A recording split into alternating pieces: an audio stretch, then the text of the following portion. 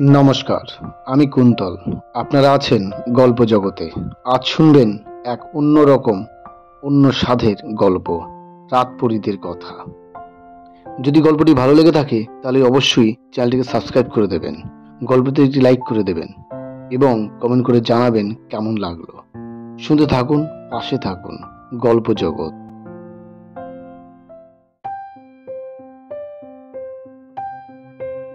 কিরে বুবাই, তুই যাবি কিনা ঠিক করে বল। সমীর, যাবো, কিন্তু কি বলতো, আমার শরীরটা না খারাপ লাগছে, সেই জন্যই একটু দোনো মনে করছে। ও, এই ব্যাপার। ও তুই যদি ভাবিস না, বুঝলি, যেখানে যাচ্ছি সেটা প্রকৃতির কোলে খুব ছোট্ট একটা গ্রাম, চারদিকে সবুজ আর সবুজ। তা গ্রামটা কোথায়? স্বজনপুর। এই নাম তো আগে কখনো শুনিনি। পাগলা, শুনবি কোথা থেকে? এই গ্রামের অস্তিত্ব আমাদের ইন্টারনেটে সেভাবে উল্লেখ নেই। বাহ, খুব ভালো বলেছিস তো। তাহলে বলি, উল্লেখ যখন নেই তখন এই অনুলক্ষিত গ্রামটিকে উদ্ধার করলি কোথা থেকে? নিশ্চয়ই তোর কাছে আকাশবাণী হয়নি।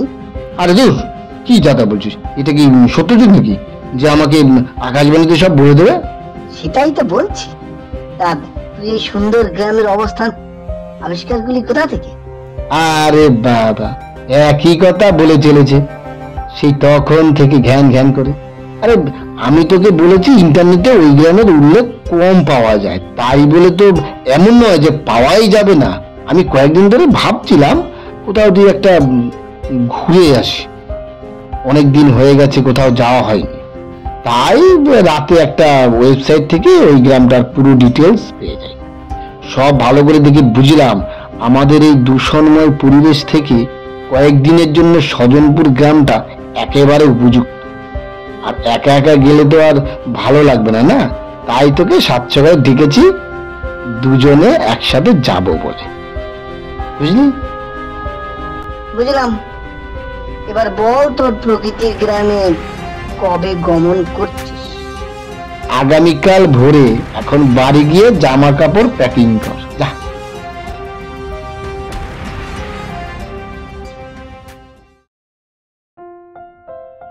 সমীর আর বুবাই অভিন্ন হৃদয়ের বন্ধু। যাই করে সবকিছু একসাথে। কলেজে পড়াকালীন ওদের বন্ধুত্ব হয়, সেই থেকে দুজনের মধ্যে বন্ধুত্ব অটুট থাকে। দুজনে ঠিক করেছে একসাথে একই লগ্নে বিয়ে করবে।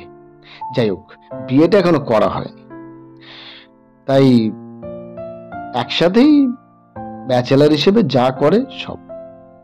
ওদের যাওয়ার কথা হয়েছিল বুধবার, তাই ওই দিন ভোরবেলা দুজনে ট্রেন ধরে বেরিয়ে পড়ে স্বজনপুরের উদ্দেশ্যে।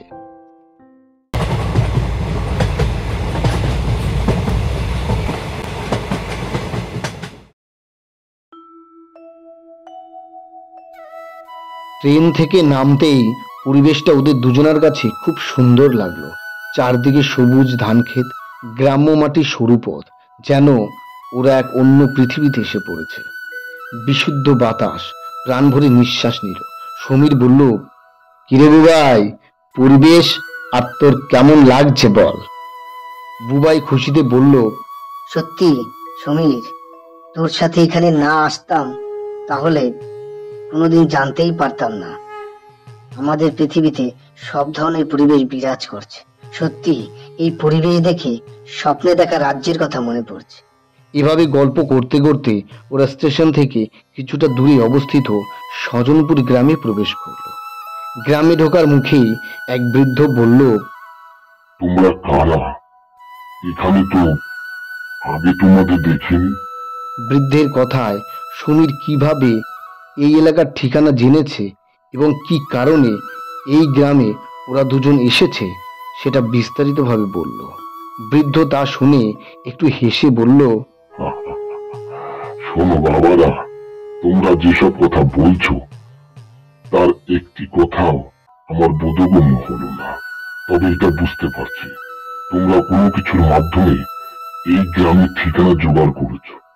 এবার যদি বলো যে তোমরা তো সবই আমাকে বলেছ, তবে বুঝতে পারছি না কেন। তাহলে বলবো, আধুনিক বলতে যা বোঝায় তার মধ্যে আমরা শুধু এই রেলগাড়িকেই বুঝি, বাকি কিছুই এই গ্রামে আধুনিকের ছোঁয়া পায়নি। অবশ্যই এতে আমাদের কোনো অসুবিধা হচ্ছে না, কারণ আমরা অন্য কারোর উপর নির্ভরশীল নই। গ্রামের সমস্ত নারী পুরুষ উভয় ঘরের এবং বাইরের অর্থাৎ মাঠের চাষের কাজ করে। আমরা টাকা পয়সা দিয়ে লেনদেন করি না। এই কথা শুনে সমীর বলল, তাহলে আপনারা কেনাকাটা করেন কি করে? বৃদ্ধ আবারও একটু হেসে বললেন, তুমি ঠিকই প্রশ্ন করেছ, প্রশ্নটা সঠিক বাবা। তবে কি জানো, তোমরা যে বস্তু দিয়ে কেনাকাটা করো অর্থাৎ টাকা পয়সা, সেই টাকা পয়সা আমরা বুঝি না। আমরা আজও সেই অতীতের বিনিময় প্রথাকে ধরে রেখেছি। বিনিময় প্রথা কি রকম? বিনিময় প্রথা হলো, যে ব্যক্তি ধান চাষ করে সে কিছু পরিমাণ ধান দিয়ে যে ব্যক্তি আলু ফলিয়েছে তার কাছ থেকে কিছুটা আলু সংগ্রহ করলো। পরিষ্কার ভাষায় বলতে গেলে একটা জিনিসের পরিবর্তে অন্য জিনিস সংগ্রহ করা। বুঝলাম। তাহলে বলছেন আপনারা আপনাদের এই নিজেদের গ্রামের মধ্যেই সীমাবদ্ধ, তাই তো? একদম ঠিক বলেছ। বেশ, আপনাদের যখন অন্য গ্রামের সাথে কোনো লেনদেন নেই, তাহলে এই গ্রামের মানুষের বিয়ে হয় কাদের সাথে? সব পুরুষ মহিলা কি এই গ্রামের মধ্যেই বিয়ে করে? তুমি ঠিকই বলেছ। এই গ্রামের সমস্ত নারী পুরুষ ছোট থেকেই একে অপরের সাথে মেলামেশা বা বলতে পারো মিলিত হতে পারে। এই ব্যাপারে কোনো বাদ বিচার নেই। গ্রামের মানুষের মধ্যে আর কোনো গুঞ্জন হয় না এই ব্যাপার নিয়ে। এই গ্রামের আরেকটা অদ্ভুত ব্যাপার হলো, অনেক মানুষ এখানে রয়েছে যাদের দেখে তোমাদের স্বাভাবিক মতো স্বামী স্ত্রী মনে হতে পারে, অথচ তারা কেউই বিয়ে করেনি এবং স্বামী স্ত্রীও নয়, তবুও তাদের কয়েকজন সন্তান বর্তমান। এসব আপনি কি বলছেন? এটা তো অনাচার এবং ঘোরতর নোংরামি। কোনো সভ্য সমাজ এই রকম অদ্ভুত নিয়ম কখনোই কাম্য করে না, সমাজকে অনুমোদন দেয় না। তুমি যথার্থই বলেছ, কিন্তু ভুলে যেও না, আমরা কিন্তু অন্য কোনো সমাজের সাথে যোগাযোগ রাখি না। আর আমরা এই প্রথা নিজেদের স্বার্থে উদ্ঘাটন করিনি। এর পিছনে পৌরাণিক কারণ রয়েছে, সেটা তোমাদের আর বলছি না। তোমরা অনেক দূর থেকে এসেছো, চলো আমার বাড়ি। আজ থেকে যে কদিন এখানে থাকবে সে কটা দিন আমার বাড়িতে থাকবে, কেমন? ওরা বৃদ্ধের সাথে তার বাড়ি চলে গেল। বৃদ্ধের বাড়িটা মাটির দোচালা। ঘরে ঢুকতেই দেখলো ঘরে অনেক ধান, আলু আরো বিভিন্ন সবজি রয়েছে। এটা দেখে বুবাই বলল, আচ্ছা, আপনি বললেন বিনিময় প্রথার মাধ্যমে আপনারা কেনাকাটা করেন, কিন্তু আপনার ঘরে তো দেখছি সবকিছুই রয়েছে, তাহলে আপনি কি বিনিময় করেন?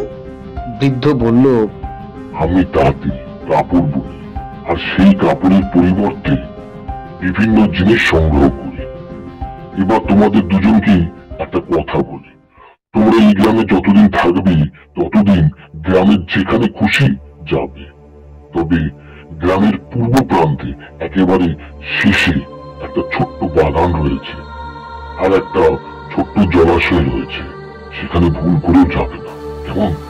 কথা সর্বক্ষণ মনে রেখো। বৃদ্ধের কথাটা শুনেই ওরা দুজনেই একটু অবাক হয়ে গেল। তারপর সমীর বলল, সব জায়গায় যদি যেতে পারি তবে গ্রামের শেষে পূর্ব প্রান্তে কেন নয়? তাছাড়া আপনি বললেন ওখানে বাগান আছে, জলাশয় আছে, আর এইরকম পরিবেশ তো দেখার জন্য মন সবসময় উদ্গ্রীব হয়ে থাকে, আর ওখানে যেতে বারণ করছেন? দেখো বাবারা, তোমরা এই গ্রামে অতিথি হয়ে এসেছো, তাই চাই না তোমাদের কোনো ক্ষতি হয়ে যাক। সব জায়গায় যেতে বলছি, কিন্তু শুধুমাত্র ওই একটা জায়গায় যেতে বারণ করছি। তার তো নিশ্চয়ই কোনো কারণ অবশ্যই রয়েছে, তাই না? তাই তোমাদের ভালোর জন্যই বলছি, পূর্বপ্রান্তের শেষে ভুল করেও যাবে না। এই কথা বলে বৃদ্ধ ঘরের অন্য একটি কক্ষে চলে গেল এবং সমীর আর বুবাই দুই বন্ধু রাতের অপেক্ষায় অধীর আগ্রহে বসে রইল।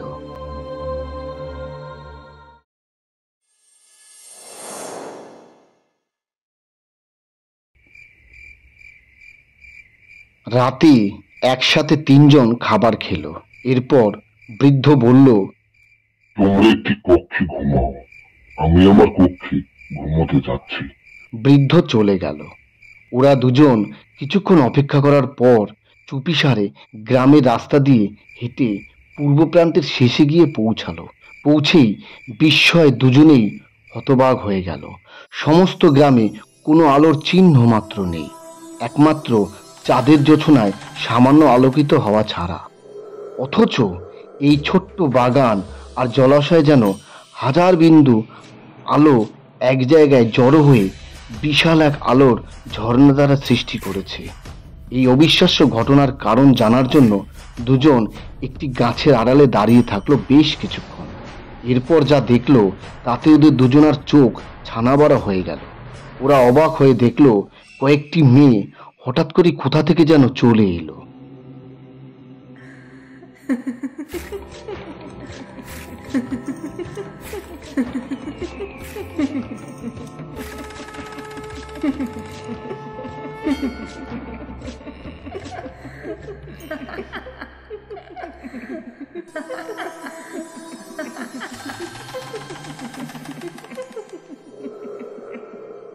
দেখতে সাধারণ মেয়ের মতো হলেও পার্থক্য রয়েছে বিস্তর।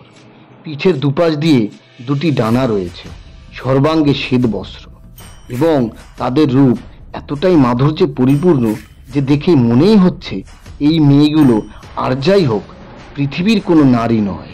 কারণ তাদের এতটাই রূপের ছটা যে তাদের রূপের আলোতে বন এবং জলাশয় আলোকিত হয়ে গেছে।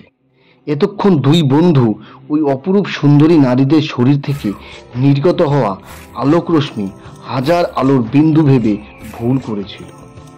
ওই অদ্ভুত নারীদের দেখতে দেখতে দুজনেই মূর্ছে গেল এবং ওদের শরীর থেকে সুগন্ধ, এতটাই সুগন্ধ মিশ্রিত বাতাস বয়ে এলো যে ঘুমিয়ে পড়ে।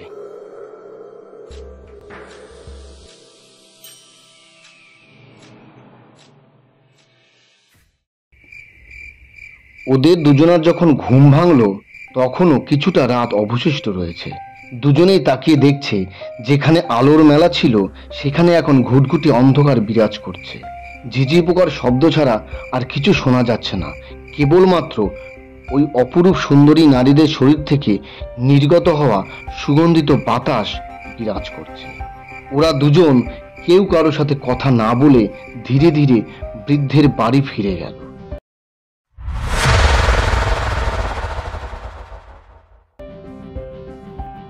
বৃদ্ধের কাছে ওদের দুজনার গ্রামের পূর্ব প্রান্তের শেষে যাওয়ার ব্যাপারটা অজানাই থেকে গেল। সারাদিন ধরে ওরা দুজন গ্রামের বিভিন্ন প্রান্তে ঘুরে বেড়ালো এবং একটা জিনিসই ভালো করে লক্ষ্য করলো, নারী পুরুষ উভয়ই মাঠে কাজ করছে, কিন্তু নারীদের নির্দিষ্ট কোনো ঘরে যেতে দেখছে না। যখন যে পুরুষের ইচ্ছে তখন সেই পুরুষের সাথে সঙ্গম করছে, আর এতে কোনো পুরুষ মহিলা বাধাও দিচ্ছে না।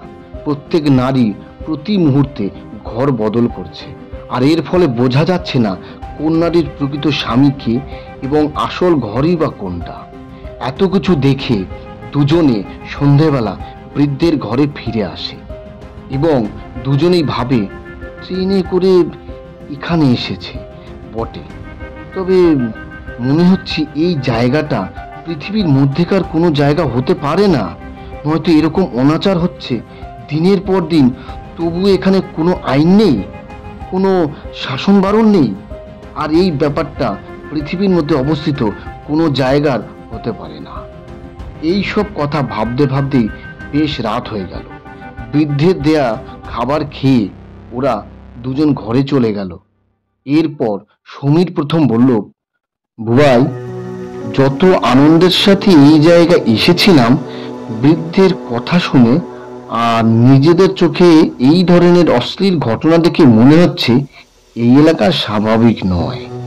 তাই আমার মনে হয় কালই আমাদের এই গ্রাম ছেড়ে চলে যাওয়া দরকার। তুই কি বলিস? বুবাই মুখে কিছু না বলে শুধু হ্যাঁ সূচক মাথা নাড়ল। সমীর এটা দেখে খুব খুশি হলো আর দুজনেই ঘুমিয়ে পড়ল।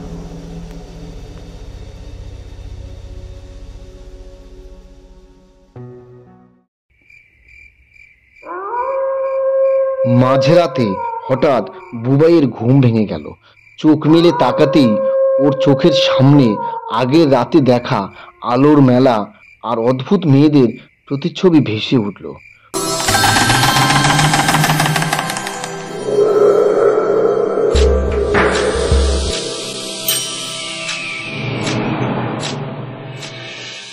বুবাই আস্তে আস্তে উঠে পূর্ব প্রান্তের শেষে গিয়ে পৌঁছালো এবং আগের রাতের মতোই একই রকম অবস্থা দেখল।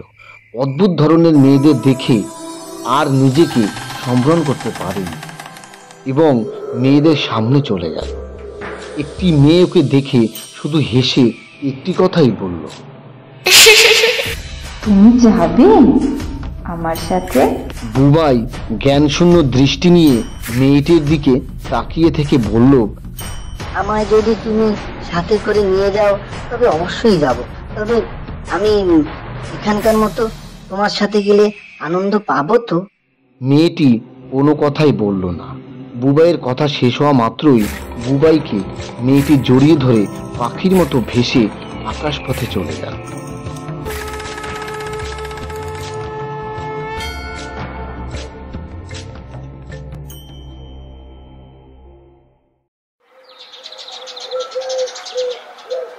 সমীর উঠে দেখে পাশে বুবাই নেই। প্রথমে ভেবেছে হয়তো তাড়াতাড়ি উঠে প্রাতরাশ করতে গেছে, কিন্তু দীর্ঘক্ষণ পরও আসতে না দেখে চিন্তিত হয়ে বৃদ্ধকে ব্যাপারটা জানালো। বৃদ্ধ গম্ভীর গলায় বললেন, আমি জানি তোমার বন্ধুর কি হয়েছে, সে কেন এখনো ফিরছে না। অমনি সমীর বলল, আপনি কি জানেন? আমি আমার বন্ধুকে কেন পাচ্ছি না, আমাকে বলুন।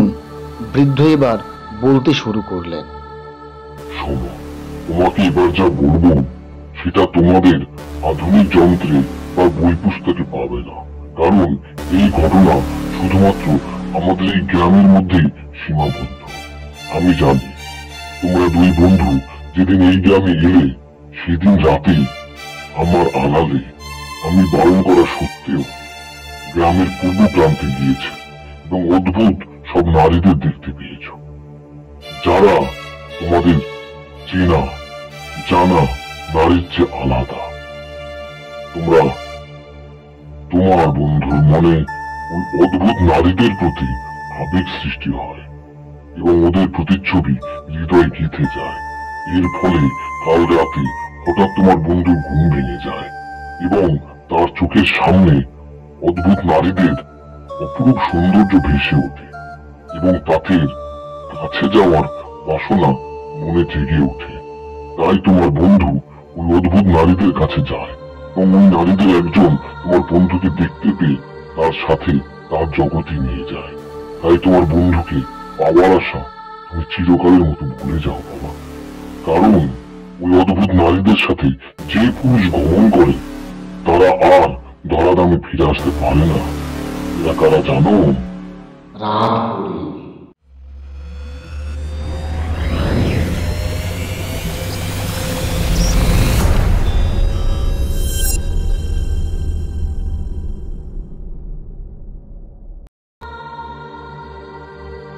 এরা শুধু রাতেই দৃশ্যমান হয়।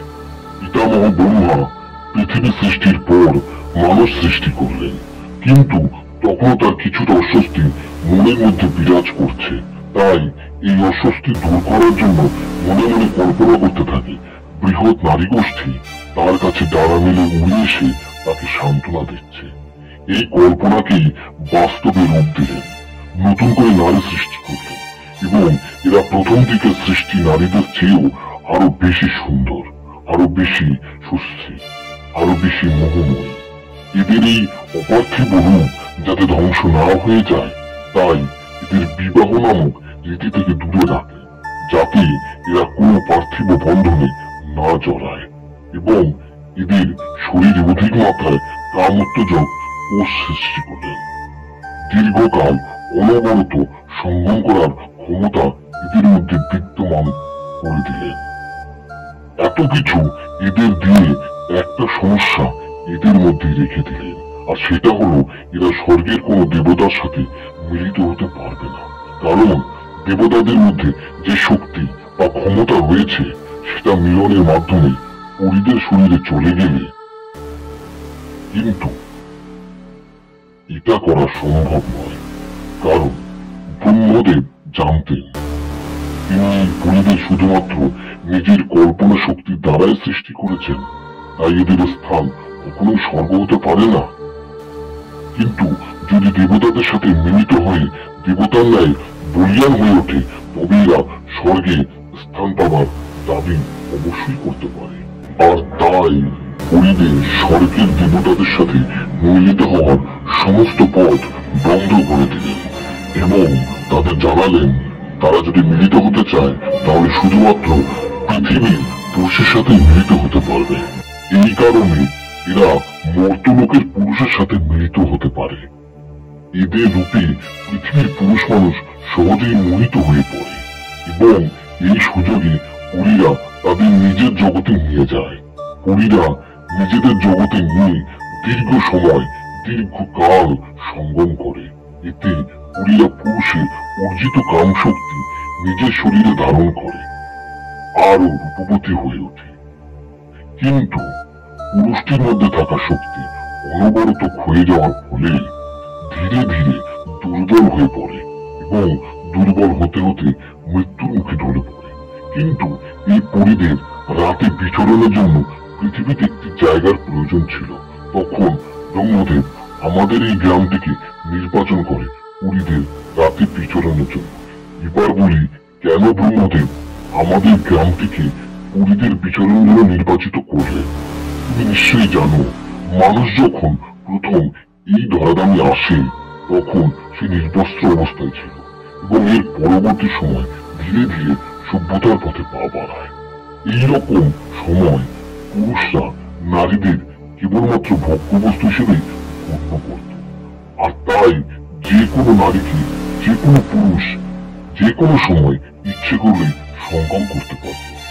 এইভাবে বেশ কয়েক যুগ পার হয়ে যাবার পর উদ্দালক নামে এক ঋষি তার পরিবার নিয়ে এই গ্রামে বাস করত। তার পুত্র শ্বেতকেতু দেখলো তার মাকে এক একদিন এক একজন করে আলাদা আলাদা পুরুষ কাছে নিয়ে সঙ্গম করছে। এটা দেখে তার পিতাকে জানাতেই তিনি বললেন, নারীরা সমাজের ভোগ্য বস্তু, তাই যার যে নারীকে সঙ্গম করার বাসনা মনে জেগে উঠবে সেই সঙ্গম করতে পারবে। এটাই রীতি। তাই তোমার মাও একজন নারী, আর তাকেও যে কোনো পুরুষ ইচ্ছে করেই সঙ্গম করতে পারবে। এতে কোনো অবাক হওয়ার জায়গা নেই বাবা, তুমি যাও। কিন্তু এই কথা শুনে শ্বেতকেতু বড় কষ্ট পেলেন এবং মনে মনে ভাবলেন, এটা সমাজের পক্ষে বিনাশকারক রীতি। এভাবে চলতে থাকলে সমাজ অতি শীঘ্রই ধ্বংসের মুখে পতিত হবে। এর একটা বিহিত যত দ্রুত সম্ভব করতে হবে।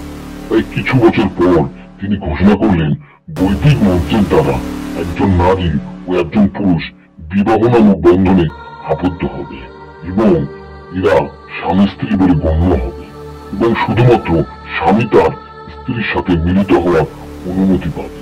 অন্য কোনো পুরুষ নিজের স্ত্রী ছাড়া অন্য কোনো স্ত্রীর সাথে মিলিত হতে পারবে না, অন্য কারো স্ত্রীকে স্পর্শ করতে পারবে না, অন্য কারো স্ত্রী থেকে কুদৃষ্টি দিতে পারবে না। কিন্তু এই নিয়ম খুব অল্প সংখ্যক পুরুষই মেনে নিল। বেশিরভাগ পুরুষই মেনে নিল না, কারণ তারা ভালো করে বিবেচনা করে দেখল এই নিয়মের পালন করলে সারা জীবন একজন নারীর সাথেই সঙ্গম করতে হবে। কিন্তু নিয়মকে স্বীকৃতি না দিলে বিভিন্ন নারীকে যখন ইচ্ছে তখনই সঙ্গম করা যাবে।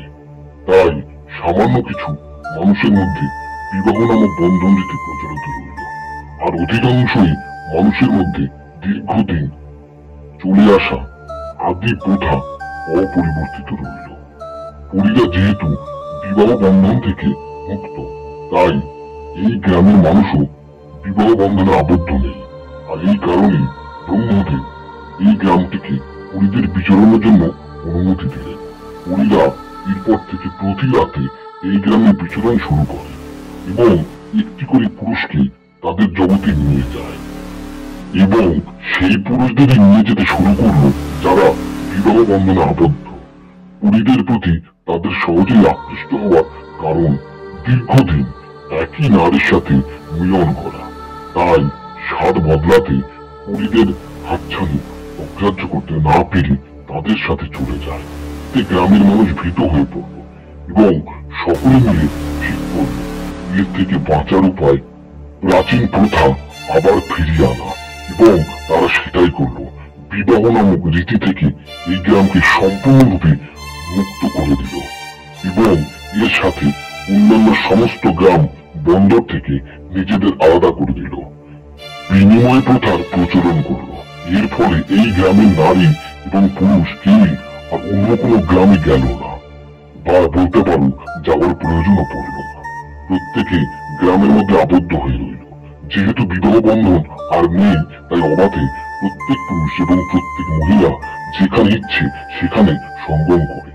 এর ফলে প্রতিটি পুরুষ বিভিন্ন নারীর সাথে সঙ্গম করায় পরীদের প্রতি মোহ কমে যেতে লাগলো, এবং গ্রামের মানুষ ঘোষণা করলো কেউ যেন ভুল করেও গ্রামের পুরো প্রান্তের শেষে না যায়। তাহলে এখন কি হবে? আমার বন্ধুকে কি আর কোনোদিন ফিরে পাবো না? তুমি বিশ্বাস করো বাবা, আমার খুবই খারাপ লাগছে, কিন্তু কিছুই করার নেই। তুমি যত তাড়াতাড়ি সম্ভব এই গ্রাম ছেড়ে চলে যাও, হয়তো তোমাকেও পরীরা তাদের মোহে আটকে তোমাকে নিয়ে চলে যাবে। সমীর আর কোনো কথা বলল না। ধীর গতিতে সজনপুর গ্রাম থেকে বেরিয়ে স্টেশনে গিয়ে ট্রেন ধরল।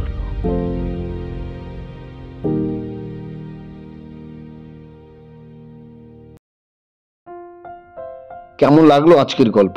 যদি ভালো লেগে থাকে তাহলে চ্যানেলটি অবশ্যই সাবস্ক্রাইব করে দেবেন, গল্পটিতে একটি লাইক করে দেবেন, কমেন্ট করে জানাবেন কেমন লাগলো।